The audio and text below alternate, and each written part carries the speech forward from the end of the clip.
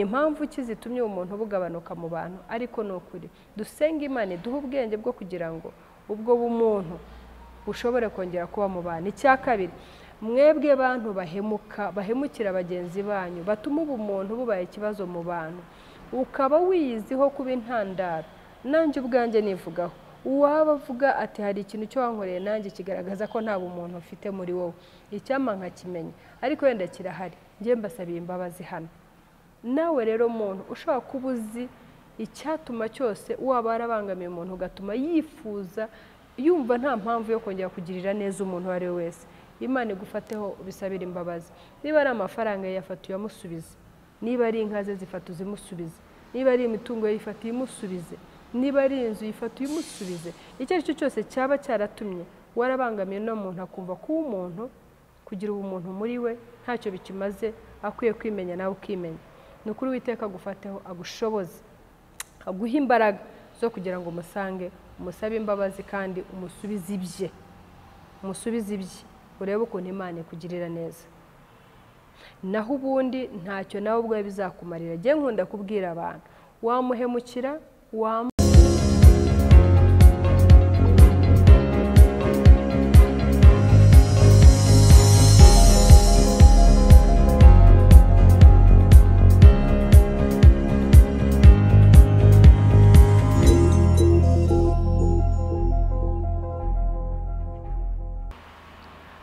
turabasuhuje mwese bakunzi ba Team TV. Yesu ashimwe, Kristo yazakuzwe. Assalamu alaikum. Biraturuka no kunsuhuzanyo bimenyereye iri bukugwe neza. Ndabasuhuje mwese rero kandi nejejwe n'Imana kuba mbonetse hano hantu. Njya mbabwira buri gihe ngo sinjya mbifata nk'ibintu byoroshye, ko njya kuza hari benshi bonzi bamaze gushiramo umwuka, nawe harabuzi, nanjye harabonzi. Twe rero tukihumeka umwuka w'abazima, reka dufatanye gushima iyo Mana. Tugushimye Uteka Mwami Imana kubw'ineza n'ubuntu bwawe, tugushimiye uburinzi bwawe, tugushimiye urukundo rwawe utarondoreka kuri twe, izina ryawe rishyirwe hejuru. Turagushimiye yuko ari wowe Mana iturinda, ari wowe Mana itwitaho, ari yo Mana uri wowe byose kuri twebwe abakwiringira, ushyirwe hejuru Mwami. Tugushimiye umunsi wa none waturemeye kugira ngo tunezererwemo. Shimiye ko washyizeho inzira zose zo kugira ngo tunezererwemo, ni ukuri cyane kuzoba ibyawe. Ngushimiye Mwami uburinzi bwawe hirya no hino, kandi ngusaba kugira ngo none ukomeze abo bose babuza ababo, ngusaba kugira ngo ugire ijambo babwira nk'Imana yabibakunda, kandi ibyo bibwira kubagira nzi ko ari byiza. Nubwo babuze uwabo, nubwo babuze uwo bakundaga, ariko hari ijambo ushobora kubabwira rikabahumuriza, rigatuma bumva ko bongeye gukomeza kubona nk'Imana yabo. Nanone Mwami, indushyi imfubyi abapfakazi hirya no hino nabo ndabasengeye kugira ngo Imana basange, ugire icyo baganiriza, ugire inama ubaha, ugire ijambo babwira, ugire n'inzira ubacira, babone icyo bambara cyangwa icyo bafungura, nuko bashima izina ryawe. Muri byose rero Mwami turakuraritse, twinjira kugira ngo ubane natwe, kugira ngo Mwami ikiganiro turi bukorera aha, umwanya turi buhamare uguhesha icyubahiro. Ndakwinginga ngo singaragare, umwenda nambaye wondi wegeye ukonsa, ndetse n'amagambo avuga ntabarige, ahubwo bari ubwenge buguturutseho. Nuko renye guhora ku ngoma twingiye kugiye gukora, ndetse ibirenze ibyo twatuye, n'izina rya Kristo umwami wacu Yesu, amen. Rero uyu n'undi munsi, ubushize narababwiye, naje mbaganirira mbabwira ngo ubumuntu bushize mu bantu b'Imana, ubumuntu bushize mu bantu kandi bidakwiriye. Ariko naje kugaruka nanone uyu munsi mbabwira ngo impamvu zitumye umuntu bushira mu bantu ni nyinshi, ariko nanone mvuga ngo ntabwo hakwiye kubaho icyatuma ureka ubumuntu, icyatuma ureka kuba uriwe, kubera ibintu byinshi byo turi bubone bishobora gutuma ureka ubumuntu.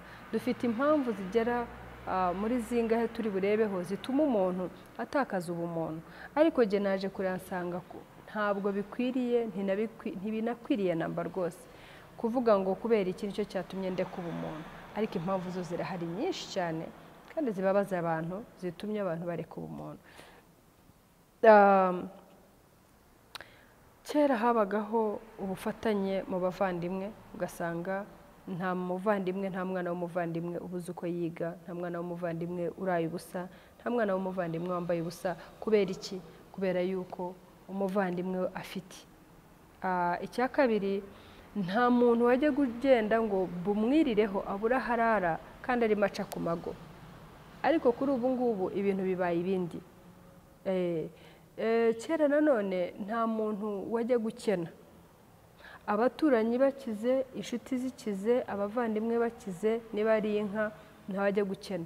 Uyu yazanaga eshanu ndakazana eshanu ndakazana ebyiri ndakazana zigahurizwa hamwe bagafasha umuvandimwe wabo udafite za nka. Ugasanga nta kibazo gihari, ntawamenya niba izo ari izuyu cyangwa ari izuyu cyangwa byaragenze bite kugira ngo azibone, ahubwo umubonye akabona ari umuntu wishoboye. Kuri ubu rero ntabwo ariko bimeze. Abashobora kuba bakibikora batyo Imana ibaha umugisha. Kuri ubu rero bibaye ibindi bindi. Njyewe navuganye n'umuntu w'inshuti yanjye ejo bundi aha, ni ukuri nongera kubona mpamvu ki ubu muntu bushize mu bantu. Uwo mushuti wanjye yaragiye abona indushyi ku muhanda, umuntu utishoboye, umuntu udafite n'aho ajya n'aho arara n'icyo yambara, ufite umwuka mubi ku mubiri, sinzi ko nabyita ngo unuka, umeze nabi. Aramufata amutwara iwe, amuha amazi aroga, amuha icyo kurya, amuha icyo kunywa, amuha imyambaro, amuha two gukandagiramo. Nuko arangije ndaramubwira ati rero, ariko yari yanze no kumutwara. Ndamubwira ati we ntacyo, mpereza icumbi ijoro rimwe gusa, ejo zashaka uko nigenza, nyizimbeho yo hanze iri joro, Imana yawe guhera umugisha. Uwo mukozi w'Imana rero ni umukozi w'Imana, ni umuvugabutumwa, ni umuntu uharanira gufasha abantu batishoboye. Arangije aramucumbikira wa muntu mu ijoro, ariko akaba ari n'umusore ushoboye wize. Anjye naramubwira, abona arimo arahangayitse, arareba muri telefoni, hari application nziza yashyiragamo, undi aramureba, aramubwira ati rero buri ibyo bintu ni ibyanjye cyane ndabizi, reka ngufashe. Arazimuha, aramufasha. Noneho wa mukozi w'Imana aza kugera igihe kubera umunaniro, asa n'uwirambitse ku gitanda, ibitotsi biramukubita, arakomeza, arasinzira. Wa wundi amucunga ku jisho, icyo yakoze, uwo mukozi w'Imana yafite amatelefoni agiye kohereza abana b'imfubyi bo arihirira amashuri. Noneho nibwo yagiye afata za telefoni uko zakabaye nyine uko ari nshya, azimuhanga amufashe gushyiramo ama applications uko yabonye abizi. Wa musore icyo yakoze, aterura ya matelefoni, aterura computer ya mukozi w'Imana, aterura iPad, aterura amafaranga, aterura buri kintu cyose cy'umumaro cy'umuntu ashaka guterura cya akirukankana.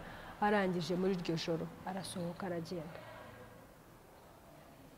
Nigeze kera kubabwiraho sinzi namubyibuka, umukobwa agiye kujya gushaka, arangije aravuga ati none nashaka uyu mugabo nagerayo akambera mubi nabigira gute.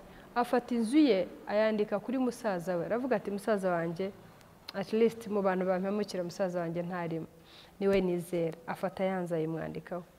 Kera kabaye bamaze gushaka babayeyo, ubuzima bubaye bubi burabakubise, ariko barakundana, baruzuzanya, duke babayemo batubanamo amahoro, duke barimo badufatanya.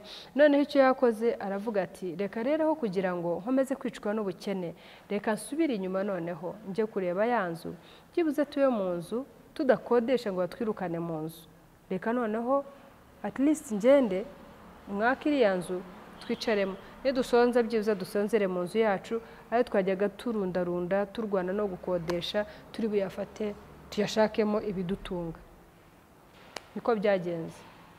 Kobwa asubiye inyuma akanze kuri musaza, musaza arambwira ati ngira ngo wasaze, inzu kuva ryari ufite ino nzu? Ni yawe ino nzu ko ari yanjye? Umukobwa abona ntibisanzwe, agera kuri mama ati mama ntiwibuka nsigira musaza wanjye inzu, muzi ko musaza wanjye yanyihakanye? Batereka nawe uri umusazi. Baragenda bahamagara musaza, bamukanze hatereka reka ino nzu nimwe mutabizi, ngibi ibyangombwa byanditsemo nde? Ibyanditsemo njyewe kuva ryari se ino nzu ari ya musaza ari ya mushiki wanjye. Bahamagara umuryango, umuhungu wabatera utwatsi, kugeza ubwo bamufatiye umwanzuro, baramuca. Abonye ibintu bikomeye, abonye umuvumo umufashe ku kazi baramwirukana, wari fiancé baramwihakana, ibintu bimubana bibi, nibwo yasubiye inyuma asaba imbabazi, asubiza ya nzu, atanga n'inka y'iciro. Nababwiyeho ko nzi n'umuntu wahuguje muri umunawe, bafatanya ibintu byose from nowhere. Umunsi umwe yambwiye ati wowe ugira ikintu hano? Nta kintu ufite hano. Kuva ryari ufite umutungo muri iyi mitungo hano? So tuzi abahemu benshi, tuzi ibintu byinshi bibaye. Rero naje gusanga ari cyo gitakarije umuntu ubumuntu. Ariko ndavuga ngo ibyo byose ko bibayeho, yewe ntabwo ubwo twavuze uragize uwonzi waragije mwene nyina inka, undi aramucunga aravuga ati mwishe zino nka zose nta n'umwe uzi ibyo ari byo.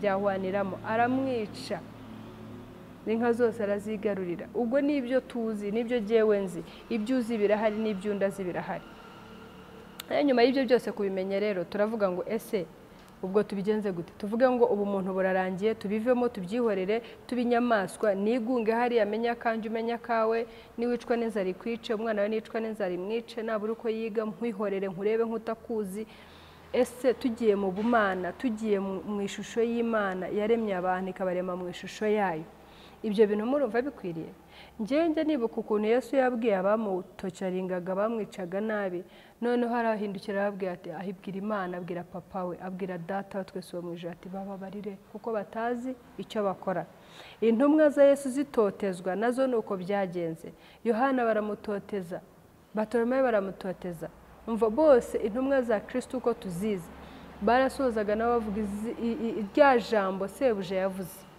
akavuga ati Mana ubababarire kuko batazi icyo bakora ese mwagira ngo nuko batari bababajwe barababajwe ibaze kukuraho uruhu bakarugukokoraho nk'ukokora igiti ariko akarenga akararama akabwira Imana ngo data wa twese we ngo bababare ko batazi icyo bakora reba umuntu kukumubwira ati ndagucuritse nkunaze mu mavuta urashya umuriro urawubona amavuta urayabona arabira ameze atya ariko ukarenga ukavuga ngo data babarire ziriya zari inyigisho zitubwira uyu munsi wa none uko dukwiye kwifata yego ntidukwiye kuba ibicucu ntidukwiye kubura ubwenge ntidukwiye kuvuga ngo ibyabaye n'ubundi nta cyerekezo nzaza n'urya muntu ariko ntabwo giye biri bunkureho ubumuntu icyo ndi bukore ndi bumufashisha icyo nshoboye kugira ngo ubumuntu bwanjye impano yanjye yo gupfa yo guhwekera no gusa ntuyicukuriye ngo nyihambe kuko urumva nk'abo bantu bose aho twumvise kugira ngo bajye gufata uwo mwanzuro nuko ubumuntu bwari bubarimo nuko bari bafite ubumuntu muri bo rero nkavuga ngo kugira tubutakaze reka dukore icyo dushoboye kugira ngo satani amware dukore icyo dushoboye satani amware niba ari amafaranga naje kuguriza turabaza abantu benshi bambuye abantu nanjye ndimo mfite kugeza ubu igikomere gikomeye cy'abantu banyambuye amafaranga menshi ariko niba bigenze bityo umuntu aza gutakire aho kugira uvuga uti reka ngurize 100 kuko uzi ko ejo none ashaka kuza yakwambura nka runaka ukababara fata 30, 20, 50 naryaje nubishoboye rimuha ariko uvuga ku mutima wawe burya umutima nabonye ari wo kibazo mindset nicyo kibazo wisettingemo ko ayagaruye well and good glory be to God atayagaruye nanone na amahoro icyo kintu kizagufasha ukomeze bwabo umuntu bwawe ariko mu by'ukuri ugire gute wirinde nanone niba ari lift nakaguhaye aho kugira ngo uhe lift usohoke mu modoka unyibye computer cyangwa telefone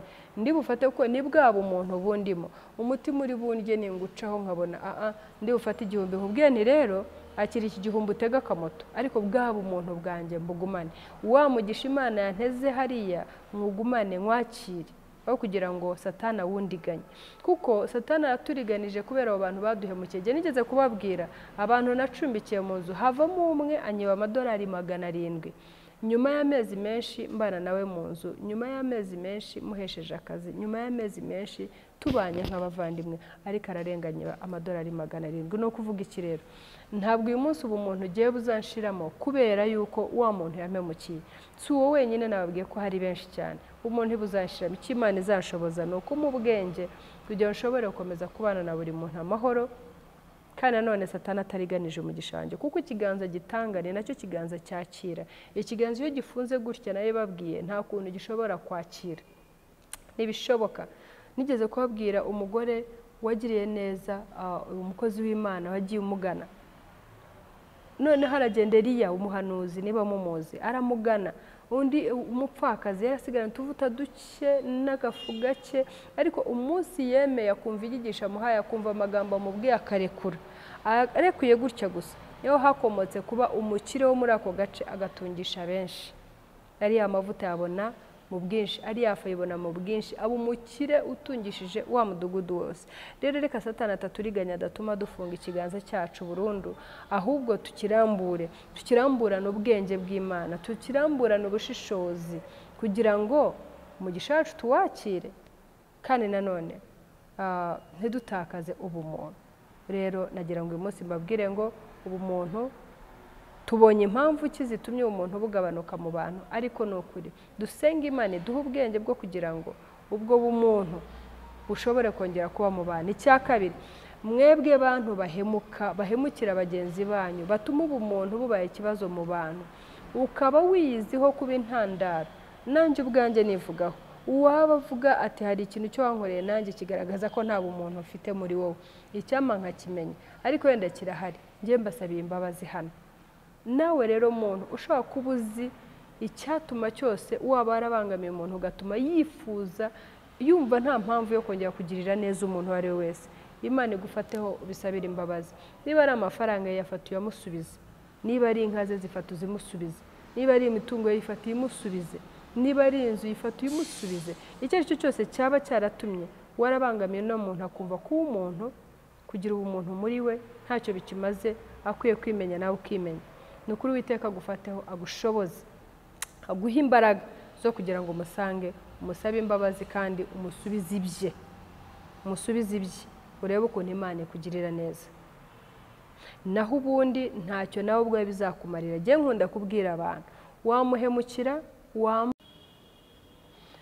ndabamenyesha yuko uko wahemukira mugenzi wawe uko ariko kose, ibyatuma umuhemukira ibyo ari byo byose, icyo ari cyo cyose cyo watekereza yuko ari cyo cyatuma uhemuka, nta kibazo. Icyo ngicyo cyubona ko ari ngombwa cyaguhaye izo mbaraga zo guhemuka, ndagira ngo uhindukire ukirebe. Waba wamuhemukira ukabitwara, waba wamuhemukira ukamwica, yego umubujije future, umubujije kwibanira yenda n'abana, bumwiciye se umwana, icyo ari cyo cyose. Ariko ndakwibutsa, kuva ukiri kuri iyi si ushobora nawe kuzababara ndetse double yuko wababaje uriya muntu. Icya kabiri, naho waba utakiri kuri iyi si cyangwa se niba ari abana bawe, uwo ari we wese, icyo ari cyo cyose cyatuma uhemuka, reka nkubwire ngo wamwica wibuke ngo asibye icyobo cye aragisibye, ariko icyawe kizasigaye kigutegereje. Wa mwana we wo wishe uramwishe, arapfuye, baramushyinguye, baramuherekeje, ariko byanga bikunda nawe abawe uzirikane ko hari umunsi nabo bazapfa. Buri muntu agira umunsi we, yenda nawe ni igare rye ry'Imana yamuteganirije, nuko byabaye. Ariko reka nkumenyeshe ngo nta gikwiye gutuma uhemukira uwawe, nta gikwiye gutuma uhemukira inshuti, nta gikwiye gutuma uhemukira umuvandimwe. Kandi we akiri kuri iyi si agize amahirwe ukaba utamwisha akiri kuri iyi si, Imana izamuha, Imana izamushumbusha. Kandi nawe uzirikane ko iyo byagenze bityo ukiri kuri iyi si ushobora kuzabyishyura. Rero nakubwira ngo nta kintu na kimwe gikwiye gusimbura ubumuntu muri wowe. Ibyo wakora byose, ibyo wavuga byose, aho ariho hose huri, uwo uri we wese, nta na kimwe kizaza ngo gisimbure ubumuntu muri wowe. Rero Imana igufashe kandi igushoboze kugira ngo ubumuntu bukuganze, ushobore gukora ibintu bikwiriye abantu bazima. Imana iguha umugisha kandi ntabwo izabura kugirira neza mu gihe cyose uzakora ibyiza. Imana iguha umugisha. Reka dushime iyo Mana yadushoboje. Data, mu izina rya Yesu Kristo tuguha icyubahiro, dutangira twaguhamagara kugira ngo ubane natwe, nibyo koko wabanye natwe, ushyirwe hejuru.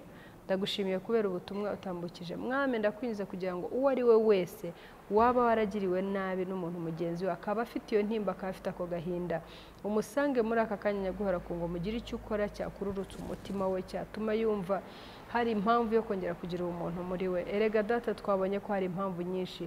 Ducumbikira abantu bakatwiba, tugahari ifite abantu bakatwiba, ukizera umuntu ukamuha ibyo yakakwica akabiguhuguza, cyangwa akanabikwaka gusa akabikwambura. Hari impamvu nyinshi, ariko wa Mana, nkunda ko nta kikwisoba, nkunda ko nta na kimwe cyutazi. Wowe nk'Imana turakwinizera, usanga iriya mitima yose ishobora kuba yambaye icyo kintu kibi gituma cyatuma umuntu yatakaza umuntu kubera iyo gahunda mbi umuntu amufiteho, ubihagarike mu izina rya Yesu Kristo. Uwo byabayeho muha imbaraga, mwambika imbaraga zo kugira ngo ashobore kwitandukanya n'uwo muvumo, ko ni umuvumo uzamubaho, ukaba ku bana be, ukaba ku buzukuru, ukaba ku bivibwe n'ubuvivure. Mwami, ndakwinjiza kugira ngo mutandukanye n'icyo kibi cyatuma kizaba karande ku bana be n'abuzukuru n'abuzukuruza. Abo byabayeho Mwami, bakomeza umutima, kandi uri Imana itagira ubura uko ibigenza, ubasange maze ubagoboke. Akaga bari barimo babonaga ko nta cyakabakuramo, bakubone nk'Imana yabo, bakubone nk'Imana ishobora byose, maze ukabakuremo, maze izina rye rikomeze guhabwa icyubahiro, maze Satani amwarwe kandi akorwe n'isoni. Mu izina rya Yesu ngushimiye ko ubikoze ndetse birenze ibyo natuye. Amen.